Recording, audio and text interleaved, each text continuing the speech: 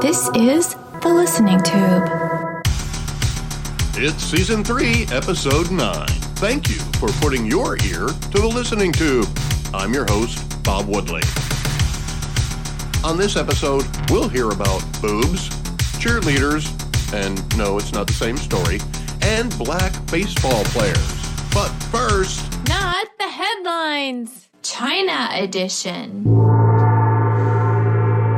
The Chinese Communist Party just doesn't quit. They have no respect for anyone or any other authority of any government anywhere in the world.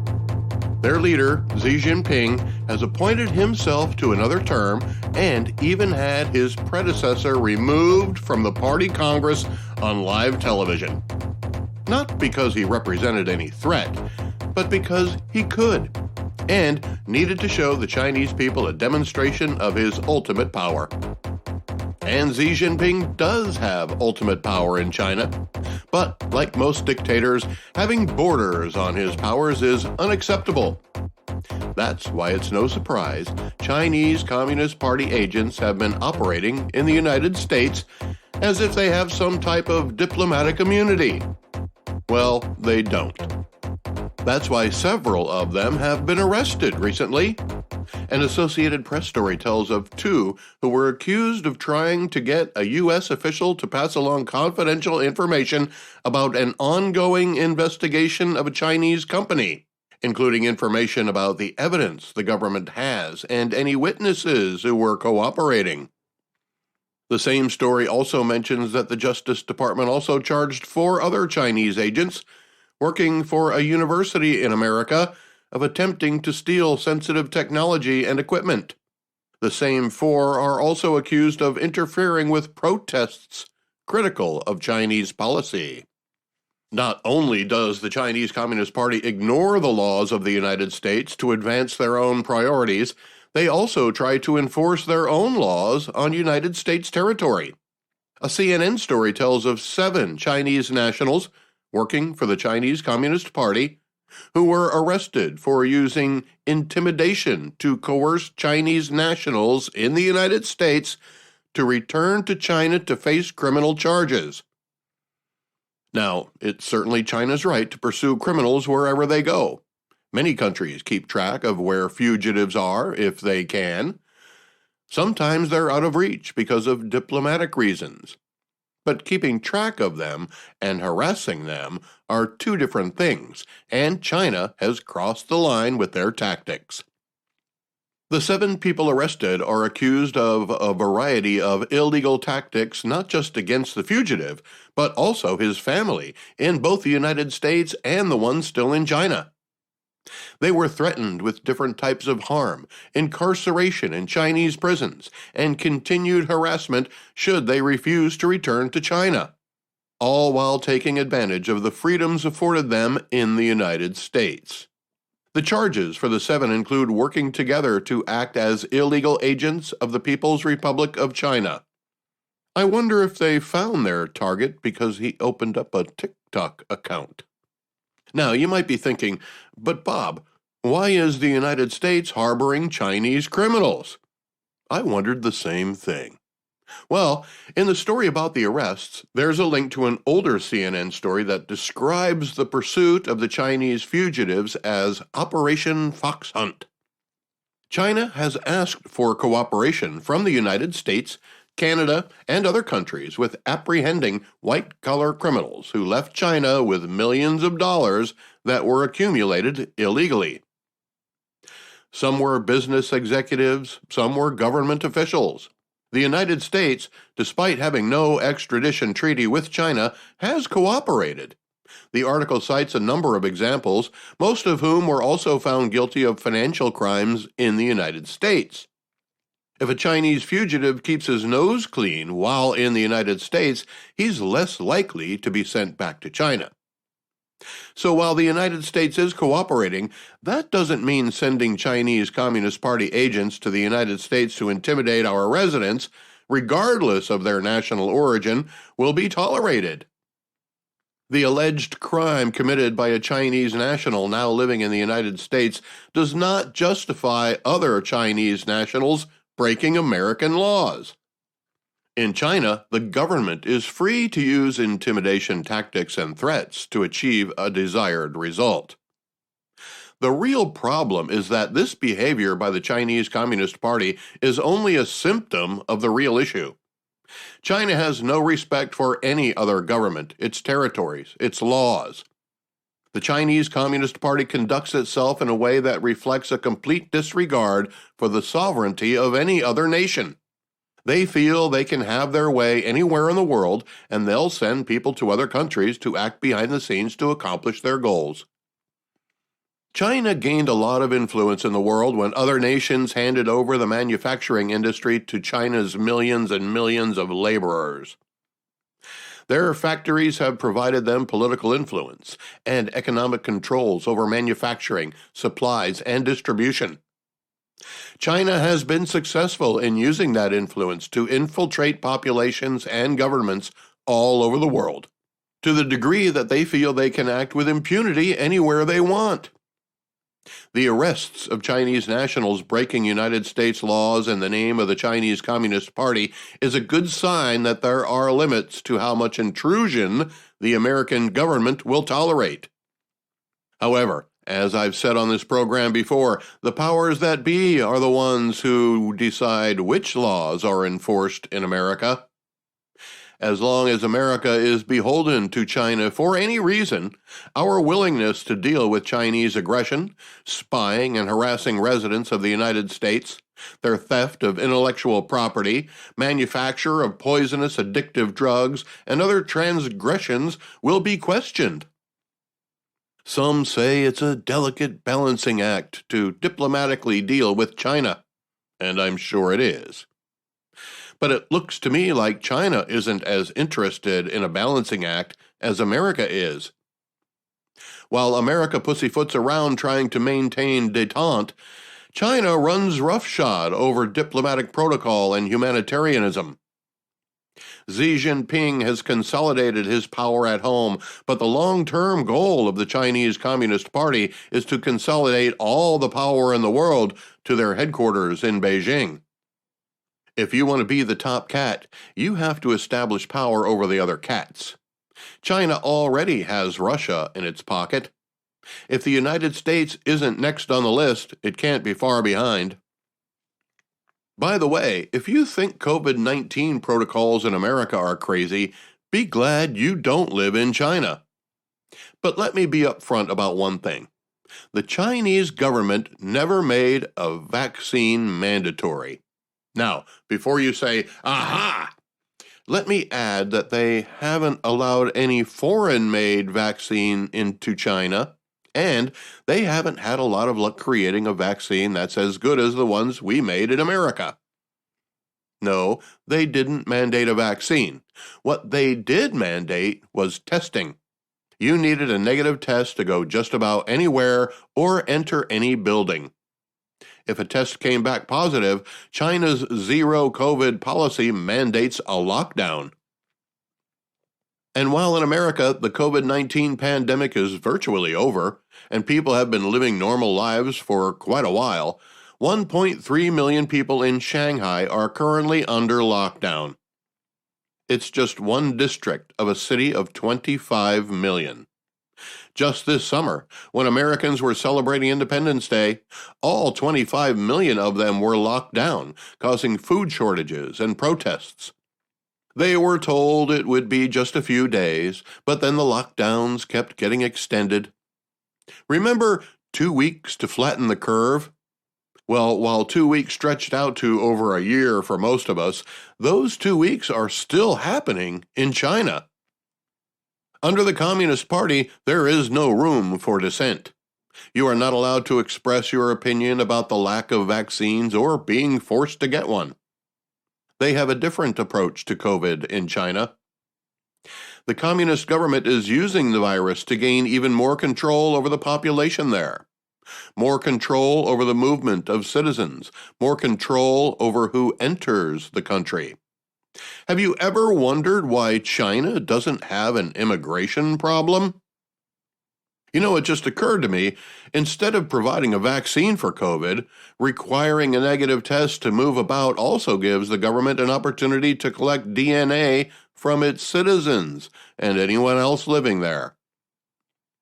The Chinese Communist Party may have used a pandemic they probably also created to gather DNA on 1 billion people for a database unlike no other. Perhaps they hoped that a vaccine wouldn't be created, and their method of controlling the spread would be utilized around the world, creating the opportunity to collect DNA from people around the planet. Unfortunately for them, we did come up with a vaccine. Not just one, but 3.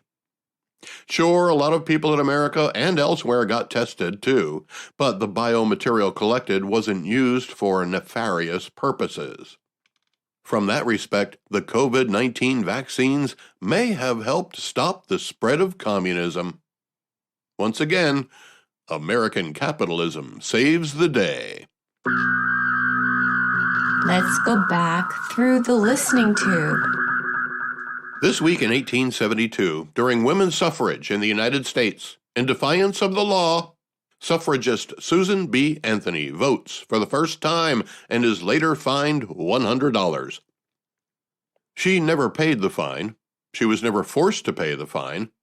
Had she been forced to pay the fine, she could have taken the case all the way to the Supreme Court, where it might have been determined that women should indeed have the right to vote. This week in 1896, a picture showing the bare breasts of a woman appears in National Geographic magazine for the first time. National Geographic was the first to do it, and they've done it many times since then. In fact, generations of young boys have learned all about the world in which we live, thanks in part to the lure of possible photographs in the next issue. The first one, according to their website, was a photograph of a Zulu bride, topless, and her groom in South Africa.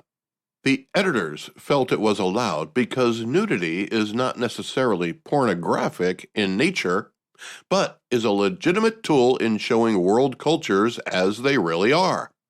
I remember seeing those pictures as a kid and thinking that it must be summertime there. You certainly couldn't do that in the winter, but I grew up in a climate with winter. What about the kid who grew up in a part of the world with a similar climate, but all the women wore clothes? They're probably thinking about how much their country sucks compared to the place where women walk around with no shirt on. Fact is, women can legally walk around topless in some parts of the United States. I believe I talked about it in Season 1. This week in 1898, cheerleading is started at the University of Minnesota with Johnny Campbell leading the crowd and cheering on the football team. Although cheers from individuals in the crowd at sporting events had been going on for centuries, Johnny Campbell decided he was going to try to make a difference that day. He came up with a mostly nonsensical group of syllables and words, then got others to recite it in unison. It wasn't a real easy one either, like, "Let's go, team." No. Here it is as written on sportsavior.com. Rah, rah, rah, ski-you-ma, hoorah, hoorah, varsity, varsity, varsity, Minnesota. The cheers seemed to work as the struggling team won the game. He's even recognized as the patriarch of the sport of cheerleading, and the anniversary of the game marks its official beginning. When I say patriarch of the sport, that's because cheerleading is now a sport in its own right. It took a long time to evolve, moving from football team to football team. Then other sports began gathering organized vocal supporters. Basketball has a healthy cheerleader program at most levels of play. The skill level to be a cheerleader has become so demanding at the highest levels that women audition for limited positions. Not all teams have cheerleaders, though. In the National Football League, there are several teams that don't have cheerleaders. And unlike the cheerleaders for high school teams, the NFL cheerleaders don't travel with the team. They're a part of the attraction you can only get when you see the team play at home. I spend 13 Friday nights a year doing color commentary for high school football radio broadcasts where I live.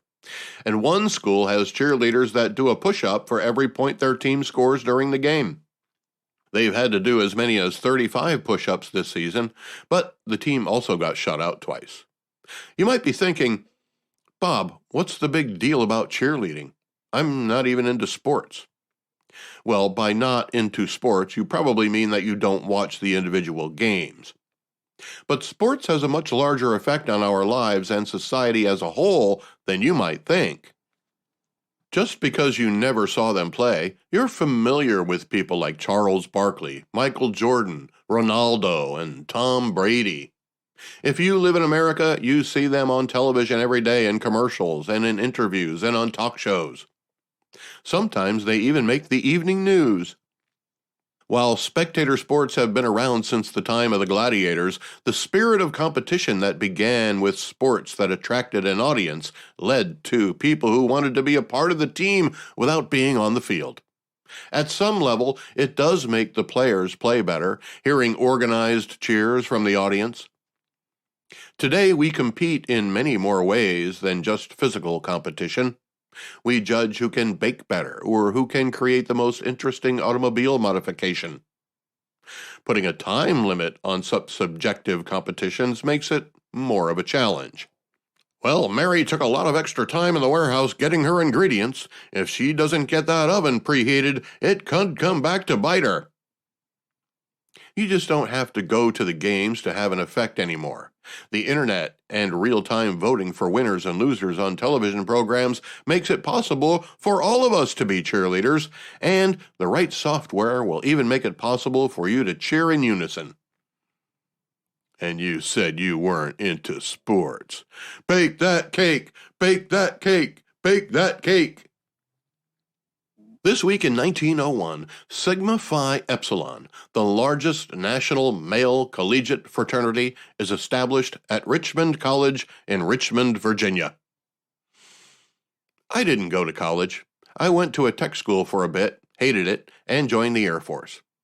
But my first address on my own was the Sigma Phi Epsilon fraternity at Muhlenberg College in Allentown, Pennsylvania. Fresh out of high school, I rented a room there for the summer. It cost $10 a week, and I got one shelf in the communal refrigerator in the kitchen. It had a day room and a shower room and lavatory on each floor. Women lived there too, even though it was a frat house. Men's rooms were on the first floor, and women's rooms were on the second floor. But by the time I got there, all the men's rooms were taken. The guy in charge asked the women if they would mind if I lived on the second floor with them, on the condition that I had to use the first floor bathroom and shower. The only reason there was still an empty room on the second floor was that the door on that last room didn't have a doorknob, and it didn't lock either. The woman agreed to let me live among them, in the room that didn't lock. So there I was, barely out of high school, the only man on a floor full of college women. I found a small boulder at a nearby construction site that I used to keep my door closed at night. Because the women could hear me move the boulder in the morning to get out, they started calling my room the cave. I had a lot of good memories there, and while in Allentown for a pinball convention last year, I went by the old Spee House for the first time in decades, only to discover that it had been torn down to make way for the Parkway Boulevard building. The Parkway Boulevard building is one of the first 20 projects in the world to pursue Core Green certification. Anonymous donors, 1970s graduates of the college, are paying for the building.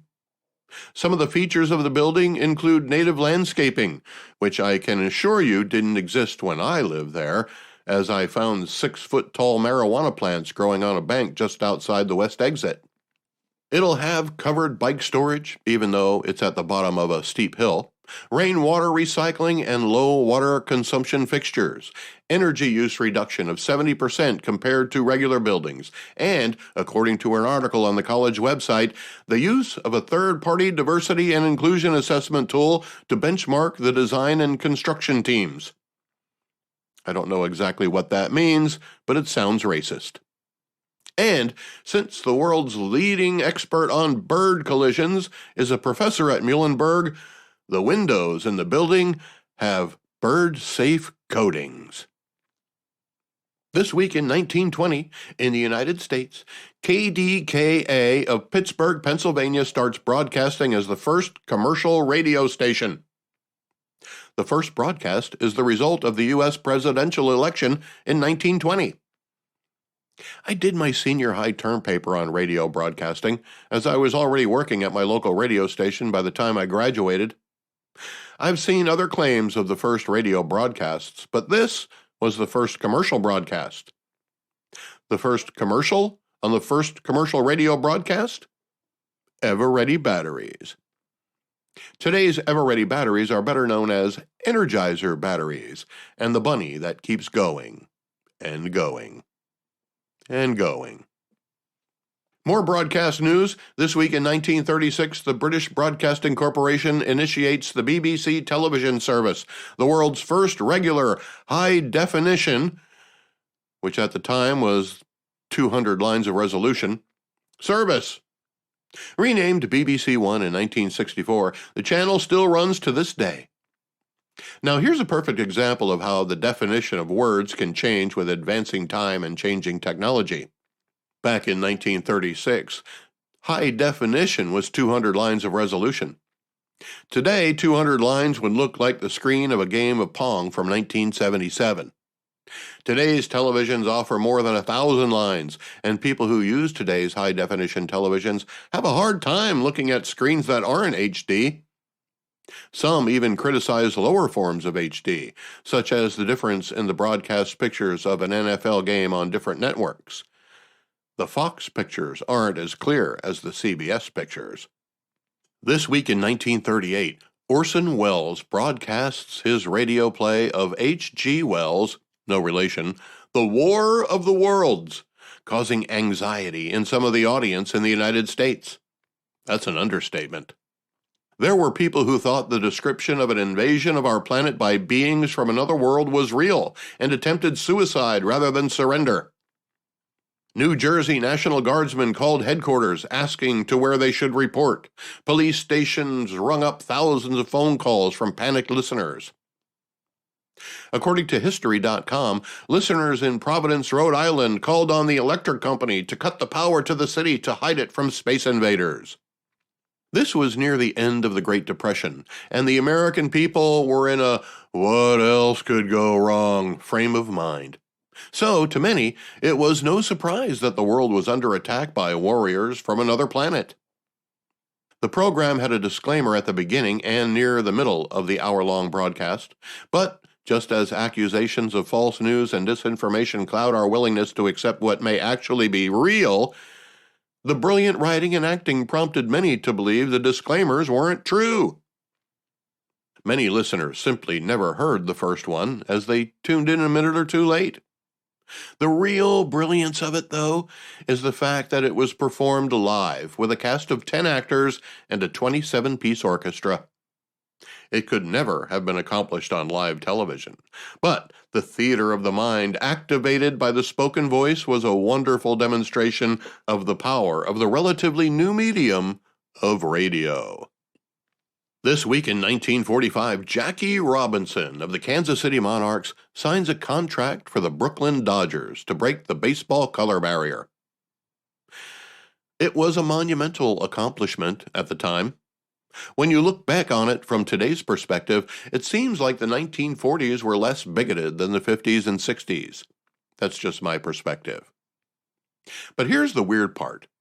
In this year's World Series between the Houston Astros and the Philadelphia Phillies, there are no American-born black players on either team. It's the first time in 72 years. Like you, I have no idea who keeps track of that stuff. But since it was brought up, there are groups of people, not just black people, who consider this a gross injustice. It's more racism. How can there not be any black American players in the World Series when almost 13% of the population of America is black? Well, basic math is probably where you'll find the answer. Each team has a roster of 26 players, for a total of 52.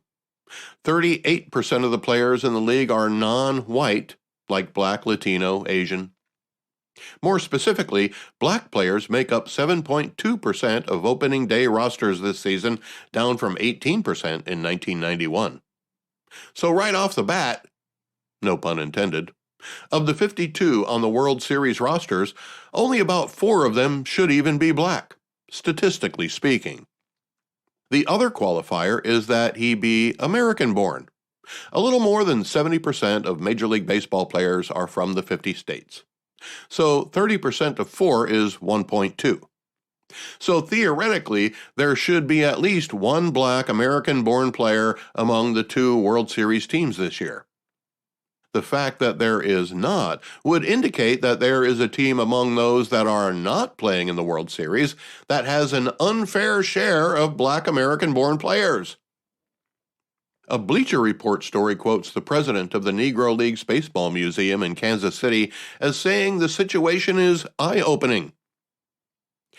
It's somewhat startling that 2 cities that have high African American populations, there's not a single Black player, he says, as if teams are only allowed to choose players from the city in which their home stadium resides.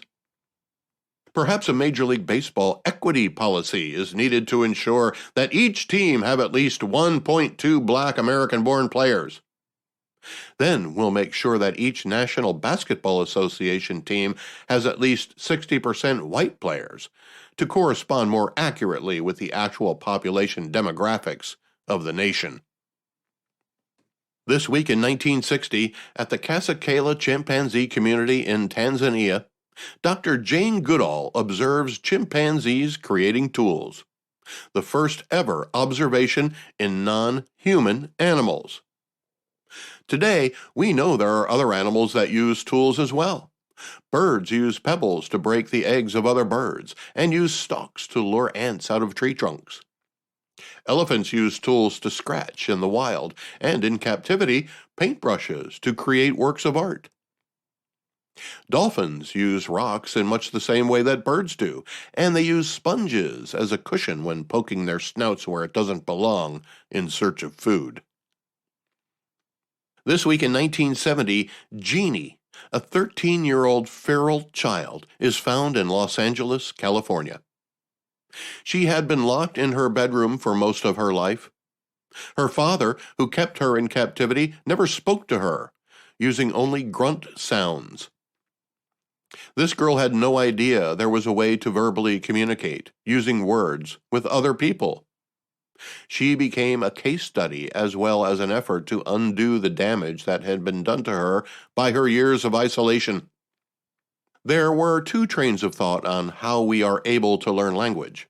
One suggested that there was a limited window of opportunity to understand how language works, and it expired soon after puberty. The other believed that the proper training could overcome any missed opportunity. As it turns out, progress made by the young lady was inconclusive, but after some initial progress at using words to express herself, she eventually retreated back into silence, preferring to express herself with facial expressions, body language, and art. Later, Jeannie would become a starting point for the argument about the fine line between helping someone who needs help and gathering as much research as possible in the hope that valuable and rare information can be learned. Jeannie, if she's still alive, would be 65 years old now. Nobody really knows where she is or what her real name is. She was last seen by a researcher on her 29th birthday. She is presumed to be in the care of the state of California. This week in 1973, the Netherlands experiences the first car-free Sunday caused by the 1973 oil crisis. Highways are deserted and are used only by cyclists and roller skaters. I know it's hard to imagine an energy crisis the likes of the one we had in the early 1970s, but it seems to be getting more likely every week. Gasoline prices are rising again after a late summer decline.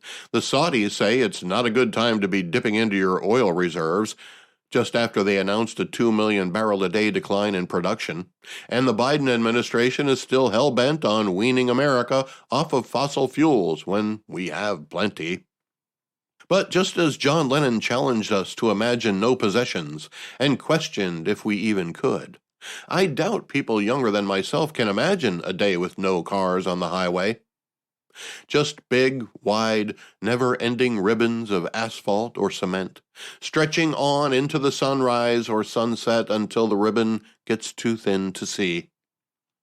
Empty of all fuel-powered life, we would begin to wonder why we need them and the parking lots to which they lead.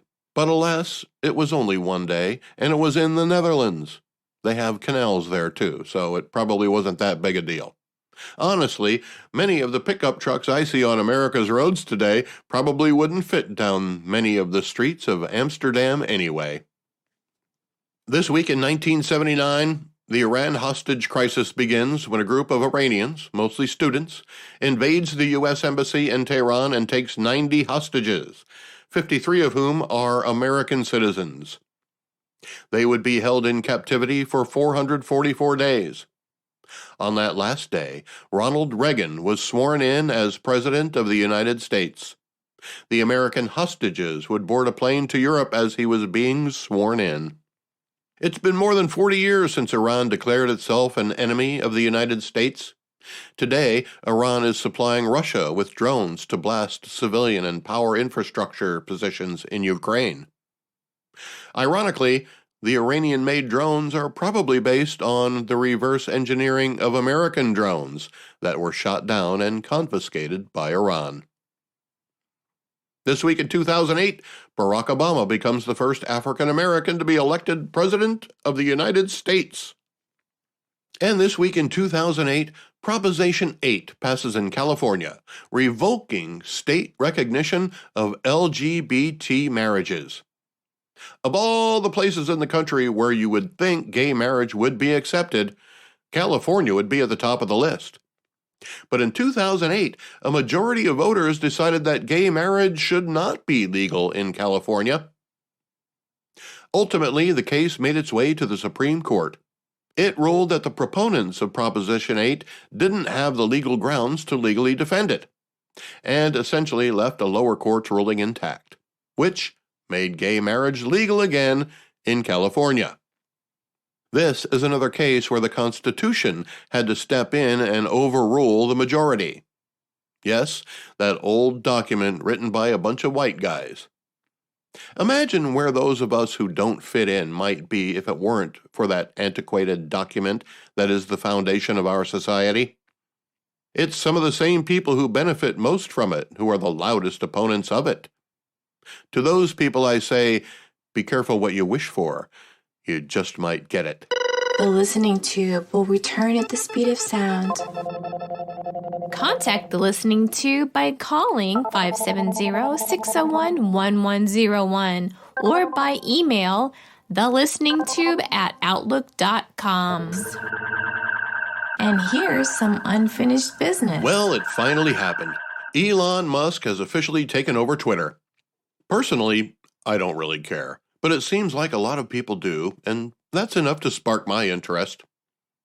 On the surface, it appears to me that Twitter has a lot more influence than it should, considering the comparatively low number of Americans who use it. I understand it's used by people in other countries as well, but its advertising value is most prevalent in the United States. With that said, only about 23% of Americans use Twitter, compared to 61% of Americans who have a Facebook profile. I understand that just because you have a profile doesn't mean you use it, and that applies to both platforms. And then there's the evidence that a very small percentage of the people who have a Twitter profile are making most of the Twitter posts. So that means a very small portion of America is actually participating in content creation, while the rest are simply followers or not engaged at all. So was it worth $44 billion? Probably not. But if anybody can afford to make a $44 billion mistake, it's Elon Musk. His grand vision for Twitter is something entirely different than what it was last week. 4 top executives were let go on Mr. Musk's first day on the job. There are rumors that as many as 75% of the staff will be let go, but I'll wait and see what actually happens. The good news for Elon Musk is that 88% of Americans are aware of Twitter, and maybe he can attract a bunch of those people with the headlines he'll be making in the near future concerning how the social media tool will adapt to his vision. I have seen online activity elsewhere that would indicate more people are willing to participate in the Twitterverse if Musk's vision comes true. As an impartial observer, it seems to me that Twitter has very haphazard policy guidelines at the moment. When the President of the United States gets banned, but the Ayatollah of Iran doesn't, there seems to be a little bit of confusion there. Back in July, a group called Moms for Liberty got locked out of Twitter for criticizing a California bill concerning gender transition. Moms for Liberty posted a statement that said, "Gender dysphoria is a mental health disorder that is being normalized by predators across the USA. California kids are at extreme risk from predatory adults. Now they want to liberate children all over the country. Does a double mastectomy on a preteen sound like progress?" Twitter deemed the post a violation of its rule against hateful conduct. The bill, which was signed into law in September, makes California a sanctuary state for children who want a sex change operation. Not just kids in California, but kids from other states too. The law makes it possible for a kid who makes it to the California border to get hormone therapy and surgeries without the knowledge or consent of the parents. The child will become a ward of the state while so-called gender-affirming care will be administered. The law also prohibits courts and lawyers in California from enforcing subpoenas from other states, demanding that California tell parents where their kids are. So your child can essentially disappear forever, and the state of California will keep their location a secret. As a parent, the California law strips you of all your parental rights. It's no wonder Moms for Liberty were lobbying against the law. The fact that Twitter blocked them from the platform says a lot about the former administration. Will Elon Musk turn Twitter into an open forum for philosophies and ideas? Will it become a cesspool of hate speech without any moderation? We'll see. In the meantime, there's some comfort in knowing that groups like Moms for Liberty will have a voice where it was once taken away. You'll be able to have a voice too. I'm not an active Twitter user, and I'm not sure how it works or how you find stuff you want to read there, but the fact that people and organizations will not get banned for posts that criticize a law that lets California kidnap your child and change their sex without your permission or even knowledge is a step in the right direction. The Listening Tube is written and produced by yours truly. Copyright 2022. Thank you for putting your ear to the Listening Tube. I'm your host, Bob Woodley, for Thou ad Infinitum.